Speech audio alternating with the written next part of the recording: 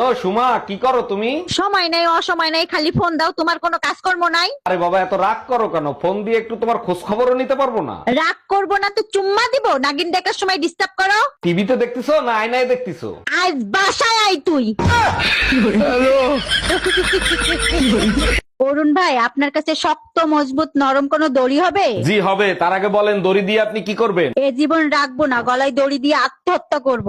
সবই তো বুঝলাম, তা নরম দড়ি দিয়ে গলায় দড়ি দিবেন কেন? গলায় দড়ি বাঁধলে ব্যথা যাতে কম লাগে তার জন্য। আজকে ঠান্ডা অনেক পড়ছে। এই টুম্পা, কই তুমি? এইদিকে একটু আসো না। এই নাও গরম গরম চা খাও, শরীর গরম হয়ে যাবে।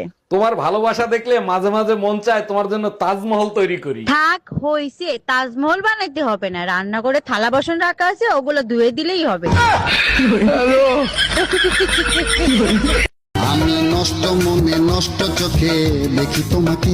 লুচ্চামি করার জায়গা পাস না, তোর নামে আমি ইপটিজিং এর মামলা করব। এগুলো কি বলেন ভাবি? আমি তো আমার মনের ভাব প্রকাশ করতেছি। পুলিশে যখন ল্যাংটা করে পিটাবে তখন মনের ভাব সব বের হয়ে যাবে।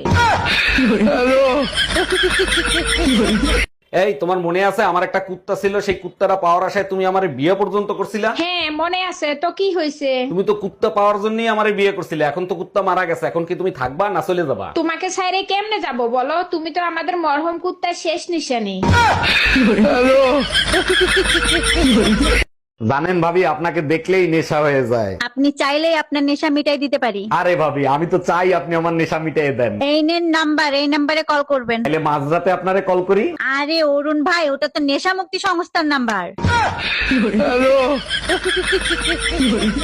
এই টুম্পা, কাল সারাদিন তুমি বাসায় ছিলে না, কোথায় গেছিলা? মার্কেটে গেছিলাম, মাত্র একটা শাড়ি পছন্দ হয়েছে, সেটাই নিয়ে আসছি। তার মানে কাল সারাদিন শাড়ির দোকানদারের গোষ্ঠী উদ্ধার করছো।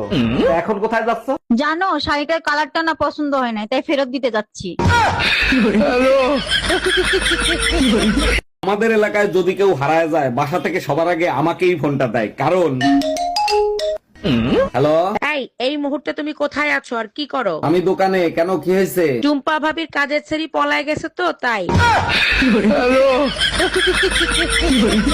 এই টুম্পা ভাবি, তোরে পুলিশে ধরাই দিছে কেন? ভাবিরে বলছিলাম, ভাবি আজ রাতে কি ভাই বাসায় আসবে? না আসলে আর সারা রাত দুজন লুডু খেলবো। এর জন্য পুলিশে দিতে পারে না। আর কি করছিস সেটা বল। লুডুর কথা বলতেই ভুলে গেছিলাম। আমি হইলে পুলিশে দিতাম না, পুতা দিয়ে সাইসে দিতাম। দোস্ত, তোর দিনের আলো ভালো লাগে না রাতের অন্ধকার? দিনের আলো ভালো লাগে, কিন্তু রাতের অন্ধকারকে ঘৃণা করি। বলিস কি? আমারও তো দিনের আলো ভালো লাগে। তাহলে তুই আমার বিয়ে করে ফেল। করতাম, কিন্তু তোর ভবিষ্যৎ তো পুরাই অন্ধকার।